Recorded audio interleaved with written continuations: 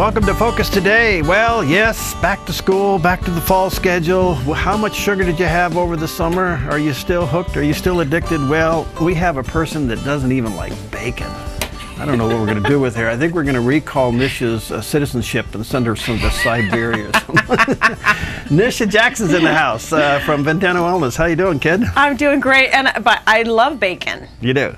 Yeah. We found out that 3 strips is only 100 calories. Now, what's wrong with this? Well, that's okay. 3 strips is okay, but there's other things you have to consider with bacon. You have to consider the fat. Why? You have to consider, yeah, that's the good part. That's what makes it so tasty. Yeah. You have to consider where it came from. Oh, yeah. Oink, you know. Oink City. Yeah. Yeah. So there's some other things to consider with bacon. All right. Well, I'll acquiesce to your knowledge, but man, it tastes good. It is. It is very good. I know. I right. guess in small quantities, it's probably okay. All right. So anyway, back to school, back to fall schedules. We probably blew everything through the summer. Do we detox and start over? Well, you know, the problem is, I think, I was thinking about got my this. water, by the way. Yes, I see that. It's very good. It's very good. Didn't have that earlier, but I got it now. Yeah, you put on a good show when I show up. Hide the donuts out there. So many people gain weight during the summer. And I think the problem is we used to lose weight in the summer. We were more physically active. We didn't have as much sugar and junk food laying around. Now people, they get less sleep. They're going on more vacations where they're eating junk food in the car when they're traveling and when they're getting there. It's sort of a license to do whatever you want, right? Yeah. Barbecues, on an average, you will eat 300 calories more at dinner at a barbecue than you will normally during the winter months. So here's the deal. People on an average, this has kind of become like Christmas time, like from Halloween until January 1 is really what summer's become for us. Yeah. So the average person will eat 300 to 500 extra calories a day during the summer months. And during from the time of Memorial Day until Labor Day, you will pack on 4 to 6 extra pounds. So if y'all are sitting out there feeling, I just said y'all, didn't I? Y'all. You can say that here. We're being seen and watched in the South now, so they get it. So if you're feeling like you've put on 5 or 6 or 7 pounds this summer, which a lot of people have, been feeling that lately, sort of like a little bit more fat around their stomach, it's probably because you've not been getting enough sleep, you've been eating too late at night, you've been eating too many calories at those barbecues, and too much sugar. So now's the time to get back on track. I'm so glad I had you on. I mean, you're so incredible. I will say this. We had a story yesterday. They put a new word into the Oxford Dictionary. Oh. It's called food baby. Food baby. You know what food baby is? I can imagine. It's when you overeat and you feel pregnant. You look pregnant. You look pregnant. So they call it a food baby. So maybe a lot of people are suffering from food babyitis. Yes, food babies. Some are food babies. Some are food babies. Yeah. So the other thing that I've noticed over all of these years of seeing patients for weight loss and seeing patients for hormone problems and gynecology and just talking to a lot of women, one thing that I've noticed is September is very similar to January. It's kind of like, you get your kids back in school, you maybe get back to work, your summer's behind you, most people are exhausted because they've been doing all these things that are different than their normal routine, right? So September is a time to sort of refresh, get yourself organized, get your kitchen put back together, clean out all the garbage out of the kitchen, marshmallows, Hershey bars, clean it all out of the kitchen, clean out all the garbage, because that's the key. You can't have that food in your house if you're really trying to get back on track. So that's the first thing that you need to do is clean out the kitchen. Clean out the kitchen. Yes. All right. Well, okay. Yeah. Okay, so if it's there, you'll sniff it out, so you got to get it out, right? Yes. The second thing is we have to start dieting at night. That's my new thing. Really? Teaching people how to diet at night. Don't worry about during the day, because most people actually do pretty well during the day.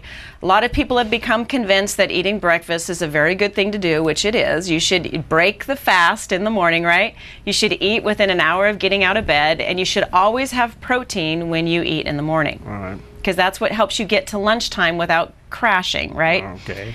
And just remember, on an average, you eat 300 less calories a day if you eat breakfast, especially breakfast with protein. Okay, I gotta 14 grams of protein in the morning minimum. Do you have some new protein shakes at your clinic now? We do have protein shakes at the clinic, Very and they're good. actually very good. Right. But there's so many out on the market today, and everybody has kind of a different taste for protein. But one thing that I love to teach patients also is to start getting fresh green vegetables and juicing in the morning. Now this is kind of a hassle, and I don't like the hassle of having to juice because you got to clean all that stuff, and that part is kind of a hassle. And, Right. and buying the stuff that's perishable is a little bit of a hassle. But the upside is it's so much fiber, and it's like liquid IV nutrition. So it's a great way for your body to get maximum nutrients and nutrition and vitamins first thing in the morning without your body having to break down all of that food. So it's really a wonderful thing to do. Even 4 or 6 ounces a day is great. And just greens, not a bunch of fruit, but greens. You can flavor it with a little apple, maybe a half of an apple or a half of a beet, but you shouldn't be putting a bunch of fruit in it because we Okay. don't need any more sugar. Okay. So that's one thing that you can do is start your day out eating well during the day, probably like you're normally eating, but dieting at night. And dieting at night means that you need to eat only 25% of your total daily intake of calories after 6 p.m. So you that- really should be eating the majority of your food during the day when your body can burn it. Yeah, that makes Right? sense. That's why Your body breakfast and needs lunch it. are actually lunch should be your biggie. Right, we should be doing what Grandma did, right? Big lunch, small dinner. Okay. Eat it when your body needs it. Okay. We're eating it at nighttime when our body doesn't need it. Well, you eat and then go to sleep. Exactly. Yeah. So one of the things that you can do to power up your energy, which we're going to need come September because we're getting more darker days, right? There's not as much light, so we need more energy. One of the things that you can do is eat less at night so that your body, while you're sleeping, can produce all of the hormones and all of the steroids that you need to be powered up for the next day. And it can't do that if you've eaten before you've gone to bed, because then it's going to be spending too much energy on digestion rather than powering up with making hormones and steroids for the next day. So most people don't get this. They're drinking alcohol in the evening, they're eating food before they go to bed, and then they're wondering why they're waking up feeling groggy because their body has not rehabilitated during the nighttime. It's done too much work on digestion. So 2 hours, some experts say 3 hours before you go to bed, you should not be eating. Now, if you have some kind of a low blood sugar issue and you really have to eat something, choose something that has a little bit of protein and a high fiber carbohydrate, just a small amount, because you don't need a lot. So that's one thing that can be really helpful, is not eating 2 hours to 3 hours before you go to bed, so that you can let your body do its work while it's sleeping. So are you saying you take 100% during the day and 25% should only be in the evening? Yes, 25%. So that means the majority That would be of like our after food, 5 o'clock, before 8 o'clock? Yes, yes, So that's dinner. yes, that's dinner. Exactly. That's a real small steak with some bacon on it. Now remember, there's foods that you can eat more volume with less calories, and guess what those are? Vegetables. All right. Right? So the majority of our dinner really should be vegetables, so it gives us the right amount of carbohydrate to get us through the night till we get to breakfast. So that's one thing that we really should be concentrating on. The other thing is, I'm a firm believer, Perry, in finding a buddy to work out with. Yep. You got to have a buddy. If somebody is waiting for you at 5:30 in the morning on the curb in the dark, you're probably going to get there to meet them, because it would be kind of embarrassing to keep saying that you can't show up, right? Right. So it's sort of the humility factor. If you get a buddy and you don't show up, it's kind of embarrassing. Humility or intimidation? Yes, both. Yeah. So finding a buddy, I think, is really important. And, finding something that you can do that's new. I think that is one thing that really helps our brain be re-energized, is learning a new type of exercise every once in a while, not doing the exact same thing every single day. The other thing is that, I used to always say, try to exercise at least 4 days a week. I've kind of changed my story on that, and I really think people should exercise every single day. You went from 4 to 7? I went from 4 to 7. I just jumped right up. I was just kind of hoping you'd go the other way. All right, so what does that mean? Well, I think about this, Perry. We spend so much of our week, especially in today's world, it's so stressful. There's so much what I call toxic stress. We're constantly worrying about things. We're constantly using our brain. We have all of this stimulation coming into our brain between our phones, our texting, our emails, everything, our TV, our computers. There's all of this stimulation that we have that's going into our head. But we don't have enough stimulation going into our body, our physical body. So then there becomes this imbalance between your brain and your body, and I just don't think we're wired to withstand that. So the only way to fix that, because we're probably not going to fix the stimulation of our environment, right? It's just the way the world is today. We just have a lot going on. So in order to stay balanced and to stay well and not become irritable and what I call ragey, you know, just feeling glad at the end of the day, especially like 3 or 4 o'clock in the afternoon when you just want to like bite somebody's head off, it's just too much. The way that 9 o'clock in the morning. Yeah. Well, since you start your day at 4, it might be 9 o'clock for you. Yeah. But the best way to stay in balance is to work your body. And it could be in bouts of 10-minute increments throughout the day, maybe 2 or 3 10-minute sessions of just getting outside and walking. Walking is very therapeutic, and being outside is even more therapeutic. Well, and my little pet peeve on that, walk unplugged. Yes, exactly. Don't plug into something. There was a doctor on the television last night talking about digital fasting. It's killing us. Yes. It's killing. Now, I want you to play off of that in just a few moments. So Nisha Jackson in the house from Ventana Wellness, and we'll take your questions. If you have any questions, you can give us a buzz. And your website, ventanawellness.com. C-O-M. We'll be right back after you eat some bacon. All right, we're going to try to get you healthy as you head into the fall, and Nisha's here in the house. She's from Ventana Wellness, ventanawellness.com, a tremendous resource for you and your life, the website and the clinic, so check it out. And first thing is clean out your kitchen of all the stuff that you know that is tempting and probably doesn't fit the good, healthy category, including chocolate. Well, okay. No, not all chocolate. I knew there was going to be an exception somewhere. And so anyway, you have said something that's very interesting. 25% of your meals should be consumed at night, not 40 or 50%. Or 70. Or 70, yeah. So if you should be eating protein morning and noon, and then winding it down at night, fasting through the night. She's commented on that, which is very, very good. And now, what do we do? The other thing I wanted to touch on is, and I think that this is applicable to many people that are watching us today, and that is you really need to be eating less the older that you get. Less food. Now, that's not what we do because we have a little bit more time to think about food. Maybe we have a little bit more, the older that we get, we have a little bit more time to think about food. We have a little bit more time to prepare food. Maybe we get into cooking more the older we get, maybe not. But the problem is that we actually physically need less calories the older that we get. But it's not what Americans do. That's why you see Americans getting bigger and bigger and bigger the older they get. Ooh. So I just don't have the appetite I used to have. Right. Well, that's not true for most people. You're not normal. Oh, in so many ways. All right. We're not going to touch on that today. Yeah. So the deal is, and everybody's different, because you actually lose a percentage of your muscle mass every year after the age of 40.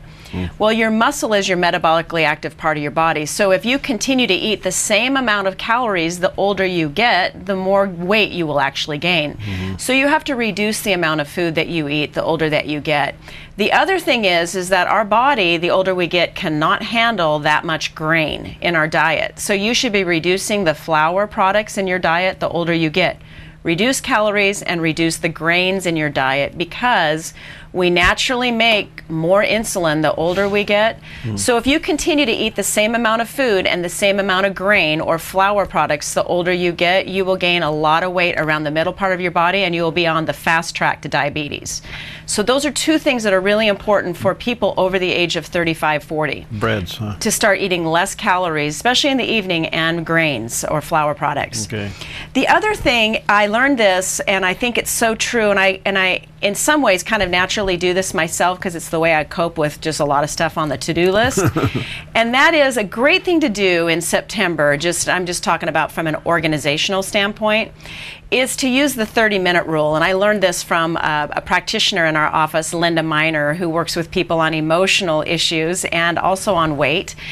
And she said one thing that she does when she comes home from work and she's just exhausted and she knows she's got all of these projects around the house that are undone and she's got a lot of kid things to do and she just feels overwhelmed, and then what you end up doing is nothing, right? You just you just can't do anything.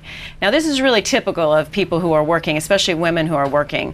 So what she does is a 30-minute rule, which I think is fabulous. And she'll come home and she'll say, for 30 minutes, I'm going to work on one thing in my house to get organized. And it might be 30 minutes I'm going to work on cleaning out my pantry. Or it might be 30 minutes I'm going to organize my laundry room. Something that will help you by Christmas time. If you're doing 30 minutes an evening, by Christmas time, you will have attacked your entire house. You're more organized, and people function better when there's less clutter. They have more physical energy. Would you go through my office and tell my staff that? Clean up the clutter. Start with the kitchen, though, first, because you should be cleaning up all the junk and getting rid of it. But sometimes it's easier for people who are very busy and their lives are very full to think about the 30-minute rule. Just dedicate 30 minutes in the evening to doing some project, not 4 hours or 3 hours, because you probably aren't going to do it. And that way, by Christmas time, I always say by Christmas time, you'll be a little bit more organized and a little bit less flustered and frustrated. I can't think of a woman that's listening to this and go, boy, that's great. Yes, I think it makes you feel like you can handle it. And part of being healthy is not being overwhelmed. And I think getting yourself organized, and that's the other thing that I think is helpful, is doing little things and making some changes now. Like maybe Sunday evening should be a time that you organize yourself for the following week. You get a crock pot full of chicken cooked, you fix up a huge bowl of already fresh made salad so that you can grab things and take them as a lunch. Your kids are ready to go for the week. Get yourself organized on Sunday evening. Most people on Sunday evening are usually just sitting around the house anyway, dreading the next week that's coming. So spend that time getting organized so that you're not so rushed and you're making good choices for the following week. I think those kind of things help people function at a higher level. I just think that's great advice. Well, thank you. Great advice. It works. I want to insert a question here that we can do another show with, and it may hinge around the specialists that you have in your office. And that is the connection of emotions and weight gain. Yes, it's huge. Now, and I'm wondering, it could be emotional abuse and weight gain. Yes. Do we dare go down there? But maybe we should, because if you talk to Patrick Doyle on the counseling side of emotional abuse and how it shows up physically, and you're dealing with the physical side, and you got an expert that's tying the two together, maybe we ought to talk about that. Yeah, I think it might be helpful to have Linda come on because, like I said, September is a time that people want to sort of renew their good habits. They want to get back on track. They'd like to lose the 5 or 7 pounds that they've packed on around the middle part of their body during the summer. So I think addressing some of the emotional issues, and many times it's because we just don't value ourselves enough to want to take care of ourselves. So sometimes it needs to start there, is to say, you know what, I'm important enough to take care of myself. Good stuff. So that's a good place to start. Good stuff. All right, what else you got there, Mom? So the last thing I want to talk about is sleep. And we talked about not eating before you go to bed because you want to spend your body's energy on refueling and regenerating itself for the next day. But we haven't really talked about how many hours of sleep you should be sleeping. And it, study after study keeps coming out. There was a really big study that came out this last year that showed that there's a very strong correlation between teenage obesity and lack of sleep. Right. Direct correlation. So we know that it's true that if you're sleeping less than 7 hours at night, you are probably going to be packing on weight. And that's just in relationship to the stress hormone cortisol. So if you want to try to get after your weight issue, your excessive fat on your body, you have to start sleeping. And it's a little bit counterintuitive. You think that I need to get up earlier, I need to exercise, but really the deal is you need to go to bed earlier. Getting up early is fine. You need to get to bed earlier. And, you know, the hormones are starting to be produced in your body that help rehabilitate you during the night at 10 p.m. So if you're chronically going to bed at midnight or 1 a.m., which so many people do now, they're up watching TV, they're surfing the internet, all of those things are telling your brain it's time to wake up. And you should be telling your brain it's time to go to sleep. And I know I've said this on the show before, but it's kind of like Little House on the Prairie. I feel so silly saying this, but if you think about the way it used to be, there was not all this artificial light. The house would be dark. You'd have the little lamp turned on, or the little hurricane lamp turned on or lit, and you'd be reading a book. Everything was quiet. Now what it is there's all this artificial light, and we're on the computer that's really stimulating our brain, or we're watching TV that might be really exciting and getting the adrenaline built up. It's like the last thing that you want to be doing to try to calm yourself to go to sleep. A digital fast. I think digital fast. You know, somewhere between the 6 and 9 o'clock hour, you got to turn it off. Turn this stuff off. You got to turn it off. Yeah. You should close the kitchen. The kitchen is closed. Right? And you should turn off all the media. Close the kitchen. The kitchen is closed, right? Put a close sign. Yeah. So close the kitchen and turn off and just sit down and maybe read or take a walk in the evening. You know, the other thing that is pretty helpful is instead of meeting people for coffee or meeting people for breakfast or lunch or afternoon snack, meet people for a hike. Meet them for a walk. You know, you can talk just as well when you're walking, most people, as you can sitting there, and it's so much better for you. And that's one of the things we can do in the evening. Instead of sitting down at our computer, go out for a walk. All right, I want to come back to the evening fast. Describe the evening fast, because breakfast is breaking the fast. So the fast is from when to when? You know, there's starting to be more research, Perry, that says that we need about 10 hours minimum of not eating to give our whole colon a break and to recharge our metabolism. 10 hours, wow. So, and that happens from the time that you stop eating at night until the morning. That means I got to stop eating at 6 in the evening. Right. Some people say 12 hours. There's some new research that's actually saying 12 hours is better. Yeah. But I think we should shoot for 10 to begin with. No food for 10 straight hours. But you've got to be dedicated to getting up and eating in the morning after your workout. All right. One of your pet peeves, agua? Water's very important. You know, I read this a book of medical myths this week, and one of the myths is that we need to have 8 glasses of water. There's actually been no research on that to say that we have to have 8 glasses of water. I thought that was interesting. There's been no solid research on it. But the reality is we do need water, because all you have to do if you want to do a little test on if you need water is sit down in the afternoon when you're feeling either headachy or tired or you think you're hungry. Drink a full glass of water, cold water is even better, and see how you feel. Because within 10 minutes your headache is probably gone, you have a little bit more brain energy, and you're probably not as hungry as you think you are. So that's one of the things that you can do to see if water is important. And the reality is our whole body relies on water. So drinking water, and your body will tell you how much you need. But coffee and tea and things like that do count towards your water intake, although some people say it doesn't. No, I don't. I drink just good old water. Yeah, good old water is great. All right, thank you, Nisha. This is great advice. Check it out, ventanawellness.com. That's the website and also the home site for the clinic. And they've got tremendous professionals there to help you in all areas of your health. And let me encourage you to do that. So this is the time, this is the weekend to go through, clean out the kitchen. Yes. Reset, and you got all day Monday to figure out how you're going to do that, because Tuesday it's back to school. That's right. And what a great opportunity to drop the hammer on some bad habits and start fresh, huh? Yes, perfect timing. All right, here's to you. Cheers. Okay. See you in a few minutes.